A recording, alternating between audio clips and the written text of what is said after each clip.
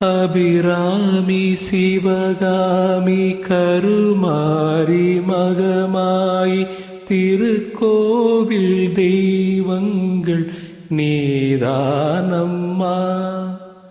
அன்னைக்கு அன்றாடம் அபிஷேகம் அலங்காரம் புரிகின்ற சிறு தொண்டன் நான் தானம்மா.